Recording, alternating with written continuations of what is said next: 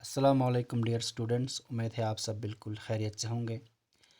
Dear students, आज हम ion exchange chromatography में इस्तेमाल होने वाली कुछ मैट्रिसेस की बात करेंगे जो आयन एक्सचेंज क्रोमेटोग्राफी में स्टेशनरी फेस बनाने में इस्तेमाल होती है। इसके अलावा हम डिफरेंट टाइप्स ऑफ एक्सचेंजर पर भी डिस्कस करने वाले हैं। तो चलो बच्चों, शुरू करते हैं। पहले हम देखते हैं कि वो कौन से मटेरियल्स हैं जो आयन एक्सचेंज क्रोमेटोग्राफी में एज ए मैट्रिक्स इस्तेमाल होती है। और वो मटेरियल्स हैं बच्चों एगारोस, सेल्यूलोज, डेक्स्ट्रन, पॉलीएक्राइलेट, पॉलीस्टायरीन। तो ये सब चीज़ें हैं जो एज ए मैट्रिक्स इस्तेमाल होती है। इन मैट्रिक्स के साथ जो है कुछ चार्ज्ड फंक्शनल ग्रुप्स जोड़ने पड़ते हैं ताकि ये एक्सचेंजर्स बन सकें। ठीक है बच्चों, ये आयन एक्सचेंजर्स बन सकें। तो पहले हम बात करेंगे नेगेटिवली चार्ज्ड फंक्शनल ग्रुप्स की। जब हम इन मैट्रिसेस के साथ नेगेटिवली चार्ज्ड फंक्शनल ग्रुप्स जोड़ेंगे तो ये बन जाता है बच्चों कैट आयन एक्सचेंजर, क्योंकि ये ख़ुद है नेगेटिव चार्ज और ये कैट आयन्स की एक्सचेंज में हेल्प करती है, इसलिए इनको हम कैट आयन एक्सचेंजर कहते हैं। पहले हम देखते हैं कि वो कौन से फंक्शनल ग्रुप्स हैं जो कैट आयन एक्सचेंजर के तौर पर इस्तेमाल होती है। वो है बच्चों carboxy group, carboxy methyl group, sulfo group, sulfomethyl, sulfopropyl. तो ये सब चीज़ें जो है कैट आयन एक्सचेंजर के तौर पर इस्तेमाल होती है। इन कैट आयन एक्सचेंजर को हम एसिडिक एक्सचेंजर भी कहते हैं। ये इसलिए कहते हैं क्योंकि ये जो एक्सचेंजर है, ये जो नेगेटिवली चार्जड फंक्शनल ग्रुप्स हैं, फॉर एग्जांपल यहाँ CO नेगेटिव ग्रुप से कार्बोक्सी ग्रुप, ये किसी एसिड से बनता है। आपको मालूम है एसिड वो सबस्टेंस होती है जो प्रोटॉन को रिलीज़ करता है, प्रोटॉन ठीक है छोड़ देता है। तो जब ये प्रोटॉन यहाँ से अलग हो जाएंगे डी प्रोटोनेशन होकर, तो एसिड की डी प्रोटोनेशन से जो बचता है, ठीक है, तो ये बन गया कार्बोक्सी ग्रुप आपको कार्बोक्सिलिक एसिड से। तो क्योंकि ये एसिड से बना ये नेगेटिवली चार्ज्ड फंक्शनल ग्रुप्स, इसलिए इनको हम एसिडिक एक्सचेंजर भी कहते हैं। ठीक है बच्चों, यहाँ पर एक और वर्ड भी है वीक और स्ट्रॉन्ग। तो ये एसिडिक एक्सचेंजर कहें या कैट आयन एक्सचेंजर कहें या नेगेटिवली चार्जड जो एक्सचेंजर हैं, ये वीक भी हो सकता है और ये स्ट्रॉन्ग भी हो सकता है। अब वीक और स्ट्रॉन्ग में क्या फ़र्क है उसमें हम आगे बात करने वाले हैं। फ़िलहाल हम दूसरा टाइप का एक्सचेंजर देखेंगे जिनको हम एन आयन एक्सचेंजर कहते हैं। तो मैट्रिक्स वही है एग्रोस, सेल्यूलोस, डेक्स्ट्रन, पॉलीस्टायरीन, ठीक है।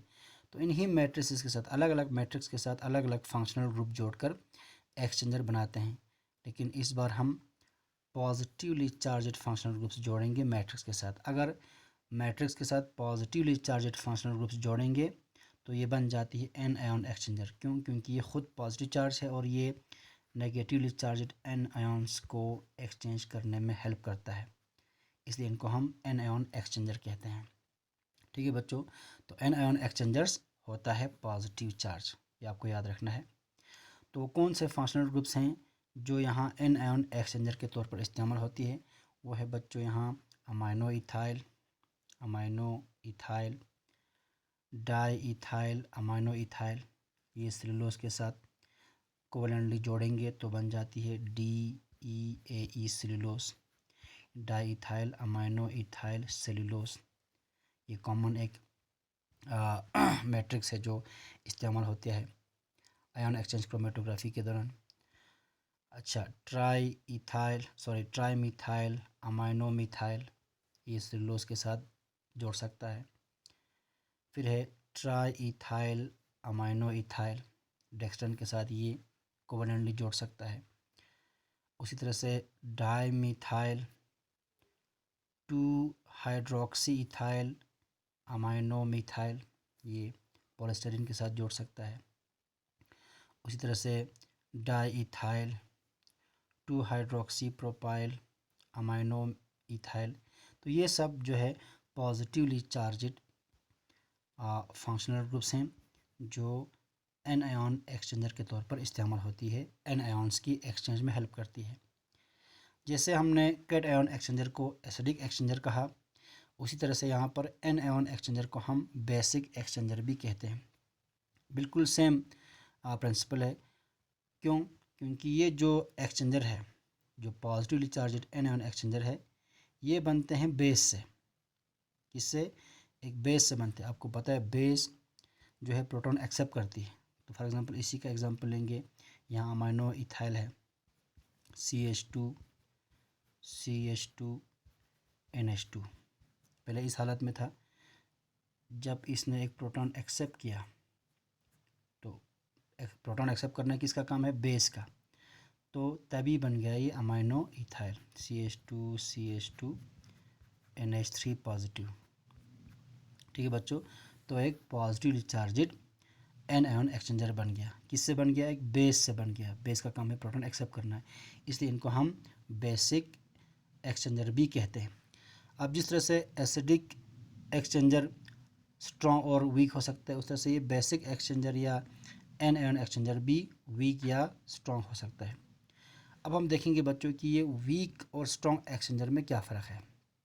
ठीक है, आपको ये एसिडिक एक्सचेंजर और बेसिक एक्सचेंजर ये जो यहाँ पर इस्तेमाल होते हैं डिफरेंट फंक्शनल ग्रुप्स, इनको आपको जहन में रखना है कि कौन से एन आयन एक्सचेंजर में फंक्शनल ग्रुप का काम करता है, कौन से कैट आयन एक्सचेंजर में फंक्शनल ग्रुप का काम करता है। ये आपको जहन में रखना है, इस पर क्वेश्चन पूछा जा सकता है। अभी तक आपने देखा बच्चों कि जो कैट आयन एक्सचेंजर है, इनके पास जो फंक्शनल ग्रुप्स होती है वो नेगेटिव चार्ज होती है और जो एन आयन एक्सचेंजर है, इनके पास जो फंक्शनल ग्रुप्स हैं वो पॉजिटिव चार्ज होती है। ये तो आपने देख लिया। अब हम बात करेंगे कि ये जो कैट आयन एक्सचेंजर और एन आयन एक्सचेंजर है, ये स्ट्रॉन्ग भी हो सकता है और ये वीक भी हो सकते हैं। अब हम स्ट्रॉन्ग और वीक एक्सचेंजर में आपको डिफरेंस बताएंगे। ठीक है बच्चों, तो जो स्ट्रॉन्ग एक्सचेंजर है, स्ट्रॉन्ग एक्सचेंजर वो एक्सचेंजर होते हैं, चाहे वो एन आयन एक्सचेंजर हो या कैट आयन एक्सचेंजर हो। स्ट्रॉन्ग एक्सचेंजर वो होता है बच्चों जो वाइड पीएच रेंज में ऑपरेट कर सके। वाइड पीएच रेंज मीन्स 0 से लेकर 14 तक किसी भी पीएच में, ठीक है, किसी भी पीएच पर ये ऑपरेट कर सके। कौन? ये एक्सचेंजर। तो एक्सचेंजर का काम क्या है? एक्सचेंजर का काम ये है कि वो एक्सचेंज करे कैट आयन और एन आयन्स को। तो कैट आयन और एन आयन को एक्सचेंज करने के लिए ख़ुद ये चार्ज होना ज़रूरी है, ख़ुद ये चार्ज रहना ज़रूरी है। तो स्ट्रॉन्ग एक्सचेंजर वो है जो 0 से 14 तक किसी भी पीएच पर ख़ुद चार्ज रहे, ख़ुद आयोनाइज रहे, ताकि जब ये ख़ुद आयोनाइज रहे तो दूसरे आयन्स को ये एक्सचेंज कर सकता है। उसको कहते हैं हम, ये ऑपरेट कर सकता है 0 से लेकर 14 पीएच पर, किसी भी पीएच पर। ठीक है बच्चों, तो इसको कहते हैं हम वाइड रेंज पीएच में ये ऑपरेट कर सकता है एक्सचेंजर। उस एक्सचेंजर को हम स्ट्रॉन्ग एक्सचेंजर कहते हैं। मैं एक बार फिर से दोहराऊंगा, स्ट्रॉन्ग एक्सचेंजर वो एक्सचेंजर है जो वाइड पीएच रेंज में ऑपरेट कर सके। ठीक है, 0 से लेकर 14 तक किसी भी पीएच पर ये खुद चार्जड रहे और दूसरे किसी चार्जड या आयन्स को ये एक्सचेंज कर सके। उस एक्सचेंजर को हम स्ट्रॉन्ग एक्सचेंजर कहते हैं। ठीक है बच्चों, उसी तरह से जो वीक एक्सचेंजर है, वीक एक्सचेंजर वो एक्सचेंजर होता है जो एक नैरो पीएच रेंज में काम कर सके, स्मॉल पीएच रेंज में काम कर सके। एक स्मॉल पीएच रेंज में ये फंक्शनल रहे, ये ऑपरेट कर सके, और उस रेंज से आगे पीछे अगर पीएच हो जाए तो इसकी चार्ज जो है वो ख़त्म हो जाएंगे और ये एक्सचेंजर का काम नहीं कर पाएंगे। इसलिए एक स्मॉल रेंज में एक्सचेंजर का काम कर सकने वाली, ऑपरेट कर सकने वाली एक्सचेंजर को हम वीक एक्सचेंजर कहते हैं। तो आपको सिंपली याद रखना है, जो वाइड रेंज पीएच में ऑपरेट कर सके उसको हम स्ट्रॉन्ग एक्सचेंजर कहते हैं। जो स्मॉल रेंज पीएच या नैरो रेंज ऑफ पीएच पे ऑपरेट कर सके उसको हम वीक एक्सचेंजर कहते हैं, चाहे वो एन आयन एक्सचेंजर हो या कैट आयन एक्सचेंजर हो। ठीक है, तो स्ट्रॉन्ग और वीक का यही प्रिंसिपल है कि स्ट्रॉन्ग एक्सचेंजर जो है वाइड रेंज ऑफ पीएच में ऑपरेट कर सकता है, वीक एक्सचेंजर जो है स्मॉल रेंज या नैरो रेंज ऑफ पीएच में ऑपरेट कर सकता है। अब कौन सा एक्सचेंजर स्ट्रॉन्ग है, कौन सा एक्सचेंजर वीक है, उसका आप डिटेल ले सकते हो इस पिछले इन फंक्शनल ग्रुप से। देखो यहाँ पर आप एक बार फिर से देख सकते हो, ये जो कार्बोक्सी नेगेटिवली चार्जड जो कार्बोक्सी फंक्शनल ग्रुप्स हैं नेगेटिवली चार्जड, ये वीक कैटआयन एक्सचेंजर हैं। जो सल्फो नेगेटिवली चार्जड जो फंक्शनल ग्रुप्स हैं, ये स्ट्रॉन्ग कैटआयन एक्सचेंजर हैं।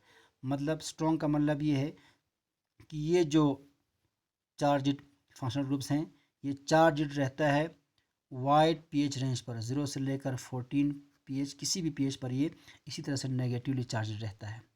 ठीक है, लेकिन ये जो कार्बोक्सी और ये जो कार्बोक्सी मिथाइल फंक्शनल ग्रुप्स हैं, ये एक स्मॉल पीएच रेंज में ही नेगेटिवली चार्ज रह सकता है।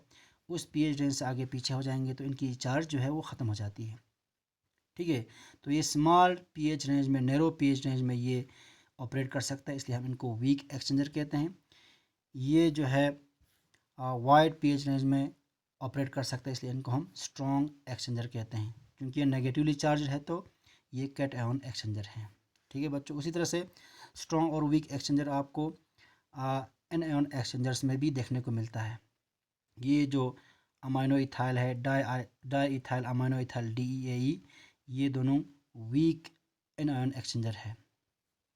इसके अलावा ये जो ट्राई मिथाइल अमाइनो मिथाइल और बाकी ये सब चीज़ें, ये जो फंक्शनल ग्रुप्स हैं पॉजिटिव चार्ज, ये सब स्ट्रॉन्ग एनायन एक्सचेंजर है। और स्ट्रॉन्ग और वीक आपको कई बार बताया जा चुका हूँ, आपको समझ आ गया होगा इंशाल्लाह। ठीक है बच्चों, ओके। इसके बाद बच्चों हम बात करेंगे चॉइस ऑफ एक्सचेंजर पर। अभी आपने एनायन एक्सचेंजर क्या होता है, कैटआयन एक्सचेंजर क्या होता है, वो दोनों आपने समझ लिया है। इसके साथ साथ स्ट्रॉन्ग एक्सचेंजर क्या होती है, वीक एक्सचेंजर क्या होता है, ये भी आपने समझ लिया। अब ये जो anion exchanger, cation exchanger, weak exchanger, strong exchanger, इन एक्सचेंजर्स में से हम कौन सा एक्सचेंजर अपने जो डिज़ायर्ड मॉलिक्यूल है, ठीक है, या कंपाउंड है जो चार्जड, उसको सेपरेट करने के लिए हम इस्तेमाल करेंगे। तो जो चॉइस ऑफ एक्सचेंजर है, जो चॉइस ऑफ एक्सचेंजर है कि हम कौन सा एक्सचेंजर चॉइस करें ताकि उसके ज़रिए हम अपने डिज़ायर्ड मॉलिक्यूल, अपने डिज़ायर्ड जो कंपाउंड है, ठीक, वो हम अलग कर सकें। तो चॉइस ऑफ एक्सचेंजर डिपेंड करता है बच्चों कि जो हमारा डिज़ायर्ड मॉलिक्यूल है, डिज़ायर्ड कंपाउंड है, वो किस पीएच पर स्टेबल रहता है। ठीक है, तो स्टेबिलिटी पर डिपेंड है। तो choice of exchanger depends on the stability of the compound to be separated, stability of the molecule to be separated. जिस मॉलिक्यूल को, जिस कंपाउंड को आपको सेपरेट करना है, उसकी स्टेबिलिटी किस पीएच पे है। क्या वो नेगेटिव चार्ज के साथ स्टेबल है, क्या वो पॉजिटिव चार्ज के साथ स्टेबल है, ठीक है, और ये नेगेटिव और पॉजिटिव उस पर किस पीएच पे मेंटेन रहता है। इन सब चीज़ों पर डिपेंड है चॉइस ऑफ एक्सचेंजर। तो इस पर हम आगे बात करेंगे। इस चीज़ को आपको समझाने के लिए एक बात बताना चाहूँगा बच्चों कि जो आयन एक्सचेंज क्रोमेटोग्राफी है, मेनली इस्तेमाल करते हैं प्रोटीन्स को प्यूरीफाई करने के लिए, सेपरेट करने के लिए, अमाइनो एसिड्स को सेपरेट करने के लिए, और ये न्यूक्लिक एसिड को सेपरेट करने के लिए, क्योंकि ये सब चीज़ें चार्जड होती है। तो आपको मालूम है बच्चों कि प्रोटीन्स बना होता है अमाइनो एसिड्स की, ठीक, प्रोटीन्स बना होता है अमाइनो एसिड से। बहुत सारे अमाइनो एसिड्स जब जुड़ जाते हैं पेप्टाइड बॉन्ड के साथ, तब प्रोटीन बनता है।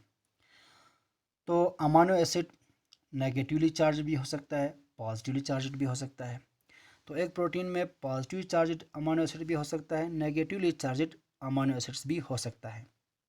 ठीक, तो एक प्रोटीन पर ओवरऑल चार्ज क्या रहेगा, क्योंकि उस पर उसके पास पॉजिटिव चार्ज भी होंगे, नेगेटिव चार्ज भी होंगे। तो नेट चार्ज क्या होगी उस प्रोटीन पर या उस अमाइनो एसिड पर, वो डिपेंड करता है बच्चों पीएच पर, यानी जिस मीडियम में वो प्रोटीन है, ठीक, उस मीडियम का पीएच क्या है। क्योंकि आयन जो है, किसी भी मॉलिक्यूल की आयोनाइजेशन जो है या आयन्स जो है, वो पीएच डिपेंडेंट होती है। पीएच के हिसाब से जो आयन की स्टेटस जो है वो चेंज हो सकता है, पॉजिटिव नेगेटिव बन सकता है, ठीक है, नेगेटिव पॉजिटिव न्यूट्रल बन सकता है by the change in pH. तो आयोनाइजेशन जो है किसी भी मॉलिक्यूल का, वो पीएच डिपेंडेंट है।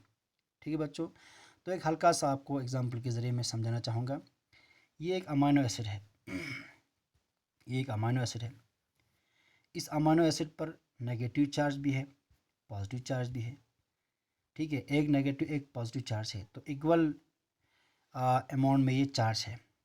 ठीक है, तो जब एक अमाइनो एसिड पर इक्वल नंबर में पॉजिटिव और नेगेटिव चार्ज हो तो उसकी नेट चार्ज क्या होती है? ज़ीरो होती है। नेट चार्ज ज़ीरो है। जब इक्वल नंबर में पॉजिटिव और नेगेटिव चार्ज हो तो उस पर नेट चार्ज जो है वो ज़ीरो है। ठीक है, तो एक ख़ास पीएच होती है जिस पर इस अमाइनो एसिड पर ये नेट चार्ज ज़ीरो हो जाती है। एक ख़ास पीएच जिस पर किसी भी मॉलिक्यूल पर नेट चार्ज ज़ीरो हो। ज़ीरो कब हो जाएंगे? जब उसके पास नेगेटिव और पॉजिटिव चार्ज बराबर हों। तो उस पीएच को हम उस मॉलिक्यूल का आइसो आयोनिक पॉइंट कहते हैं या आइसो इलेक्ट्रिक पॉइंट भी कहते हैं। तो आइसो इलेक्ट्रिक पॉइंट वो पीएच होता है जिस पर उस मॉलिक्यूल पर नेट चार्ज जो है वो ज़ीरो हो जाती है। ज़ीरो क्यों हो जाती है? क्योंकि उसके पास नेगेटिव और पॉजिटिव चार्ज बराबर होती है। ठीक है बच्चों, तो उस पीएच को हम उसका आइसो आयोनिक पॉइंट या आइसो इलेक्ट्रिक पॉइंट कहते हैं। ठीक है, ये आप समझ गया। आइसो आयोनिक पॉइंट या आइसो इलेक्ट्रिक पॉइंट क्या होती है? वो पीएच होती है, pH at which molecule has net zero charge या नेट चार्ज ज़ीरो हो जाती है due to equal number of positive and negative charge. तो आप आइसो आयोनिक पॉइंट समझ गए। अगर हम इस मॉलिक्यूल की, ठीक है, जिस मीडियम में ये मॉलिक्यूल है उसकी पीएच चेंज करेंगे तो पीएच चेंज या इंक्रीज़ हो सकता है या डिक्रीज़ हो सकता है, उसी को हम पीएच चेंज कहते हैं। मान लेते हैं, चलो हम आइसो आयोनिक पॉइंट से पीएच कम करते हैं इस मीडियम में जिसमें ये अमाइनो एसिड है, जिसकी चार्ज फ़िलहाल ज़ीरो है, उसकी पीएच जो हम डिक्रीज़ करते हैं, कम करते हैं। तो पीएच डिक्रीज़ करने से पीआई जो आइसोनिक पॉइंट है उससे पीएच हम कम करेंगे तो पीएच क्या हो जाएगा? पीएच हो जाएंगे डिक्रीज़, कम हो जाएंगे किससे? पीआई से।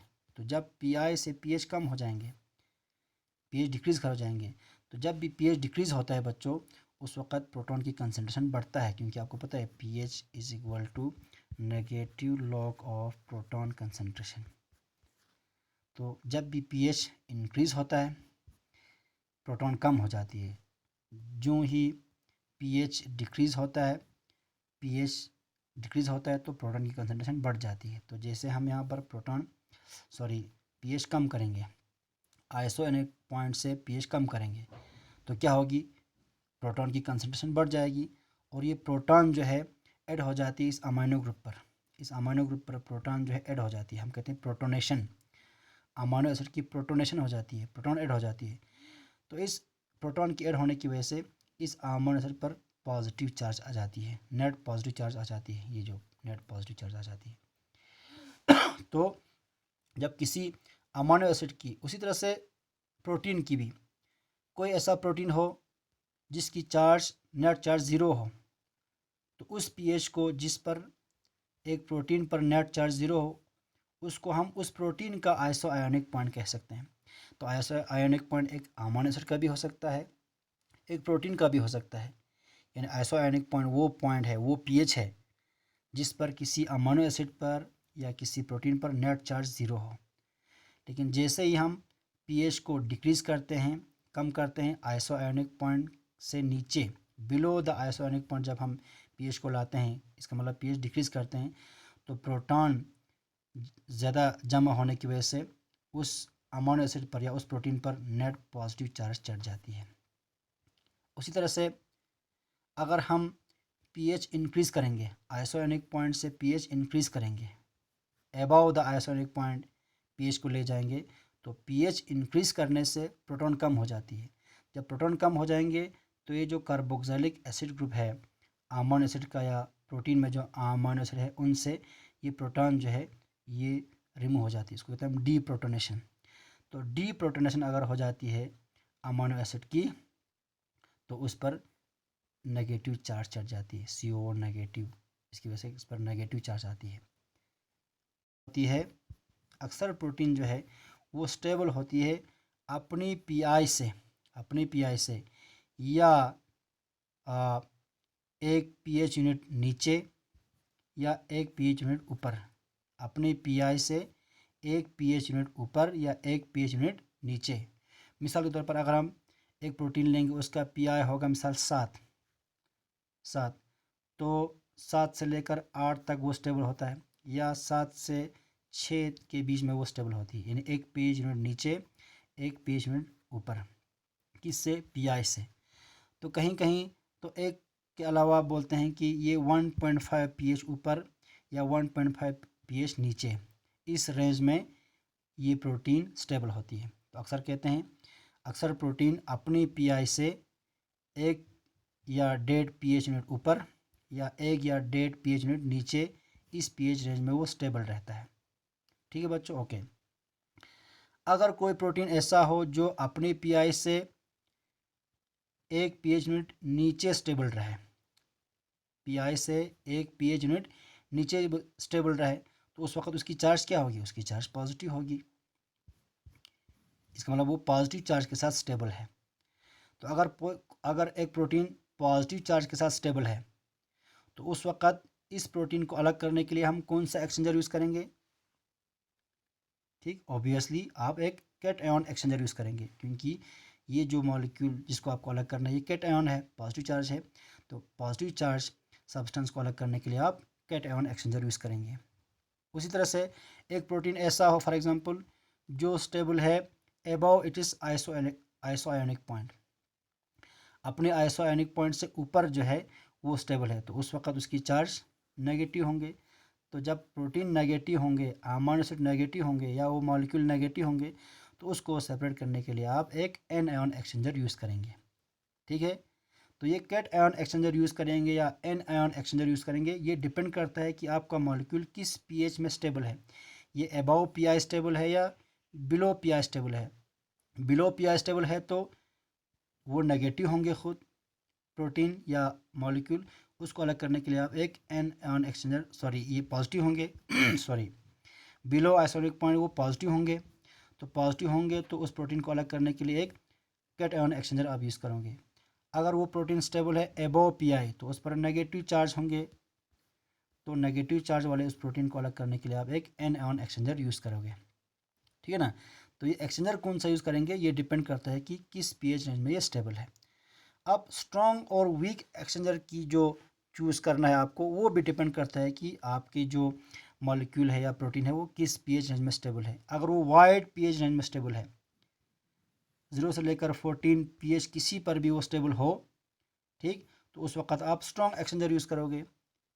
लेकिन जब वो एक स्मॉल पीएच रेंज में स्टेबल हो, जैसे अभी आप बात कर रहे थे हम प्रोटीन की, प्रोटीन जो है एक स्मॉल पीएच रेंज में स्टेबल होती है, या बिलो पीआई या एबो पीआई, एक पीएच यूनिट, 1 पीएच यूनिट जो है पीआई से ऊपर या पीआई से नीचे, इस छोटे नेरो पीएच रेंज में स्टेबल रहते हैं। कौन? अक्सर प्रोटीन। तो नेरो पीएच रेंज में जो मॉलिक्यूल स्टेबल हो, उसको अलग करने के लिए, उसको सेपरेट करने के लिए आप कौन सा एक्सचेंजर यूज़ करोगे? वीक या स्ट्रॉन्ग? वीक एक्सचेंजर, बहुत अच्छा है, वीक एक्सचेंजर आप यूज़ करोगे। क्यों? क्योंकि वीक एक्सचेंजर वो होती है जो ऑपरेट करते हैं स्मॉल या नैरो पीएच रेंज पर। तो इस तरह से आपने देखा कि जो एक्सचेंजर है, anion exchanger, cation exchanger, strong, weak, वो उसमें से आप कौन सा चूज़ करोगे वो डिपेंड करता है आपके जो डिज़ायर्ड मॉलिक्यूल है, डिज़ायर्ड प्रोटीन है, उसकी स्टेबिलिटी पर, कि वो किस पीएच पर स्टेबल है। वो वाइड रेंज पीएच में स्टेबल है या नैरो रेंज पीएच में स्टेबल है, वो अबव पीआई स्टेबल है या बिलो पीआई स्टेबल है। तो ये इंशाल्लाह ये आपको सब समझ आ गया होगा। तो सॉरी, यहाँ पर ब्रीफली यहाँ थोड़ा सा आपको समझा है।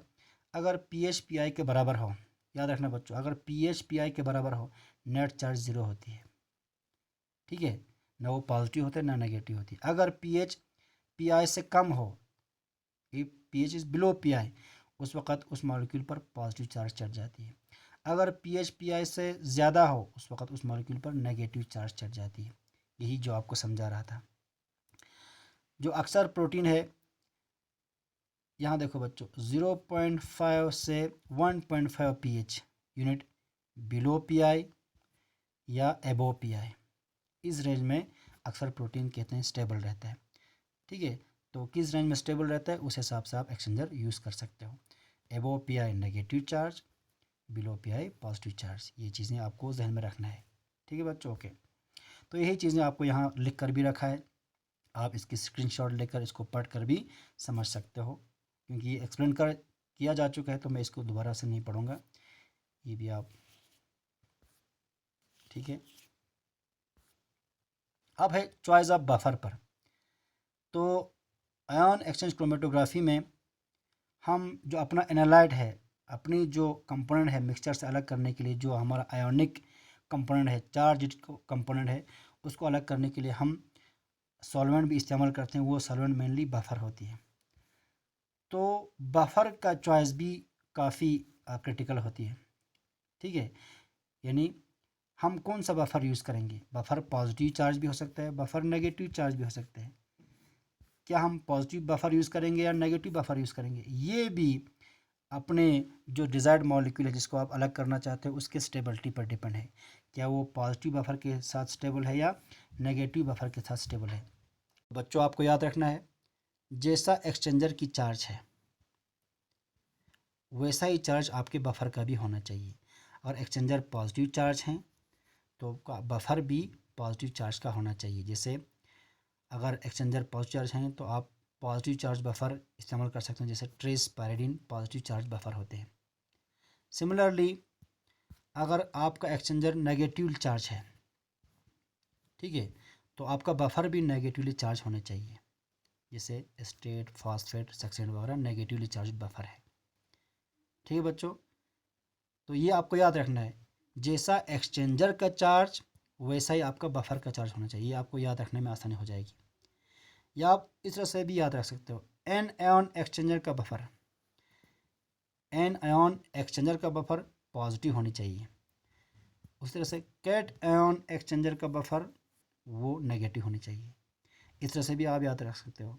या ख़ुद एक्सचेंजर की चार्ज से भी आप याद रख सकते हो, एक्सचेंजर की चार्ज नेगेटिव हो तो बफर भी नेगेटिव, एक्सचेंजर की चार्ज पॉजिटिव हो तो बफर की चार्ज भी पॉजिटिव। ठीक है।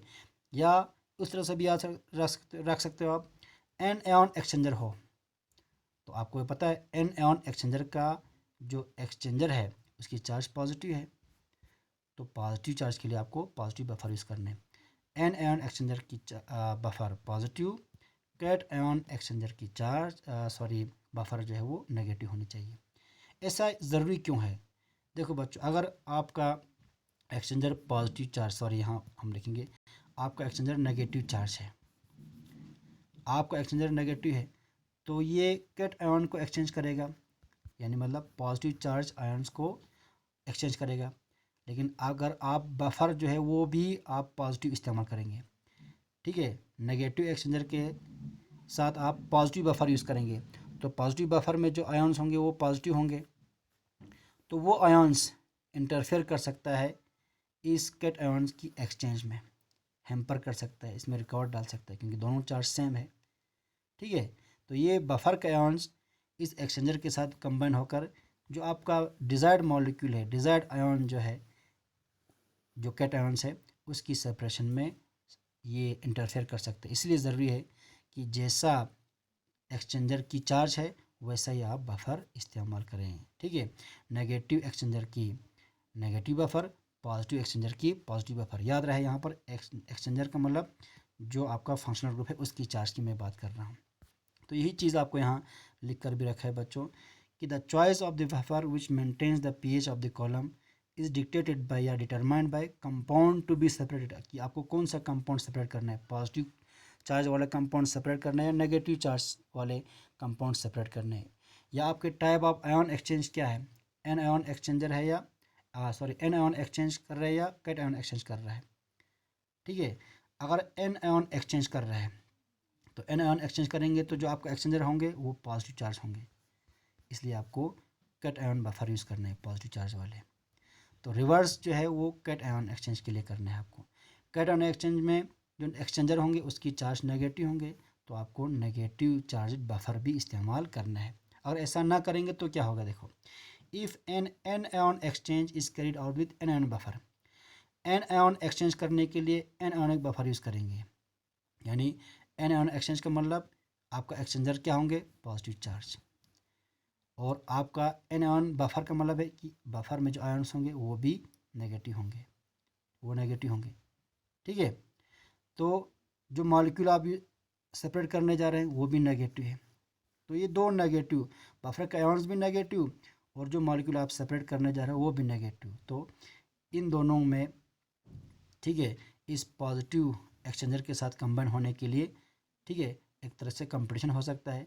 अगर ये आयन्स इसके साथ बाइंड हुआ एक्सचेंजर के साथ, तो ये नेगेटिवली चार्जेड जो आपका एन आयन है वो एक्सचेंज नहीं हो पाएंगे। इसलिए यहाँ लिखा है आपको बच्चों, if anion exchange is carried out with anion buffer या cation exchange is carried out with cation buffer, the buffer ion, याद रखना, देखो the buffer ion will indulge in ion exchange, ion exchange में वो indulge हो जाएंगे, and hamper sample component exchange, तो जो आपका सैम्पल के कंपोनेंट्स है उसके एक्सचेंज में ये हैम्पर हो सकता है, रिकॉर्ड हो सकती है। ठीक है, इसीलिए आपको ये चीज़ें याद रखना है। ठीक है बच्चों, तो उम्मीद है आपको ये सब चीज़ें समझ आ गया होगा। कल इंशाल्लाह हम working and application of ion exchange chromatography पे हम बात करेंगे। तब तक फ़ी अमानिल्लाह, खुदा हाफिज़।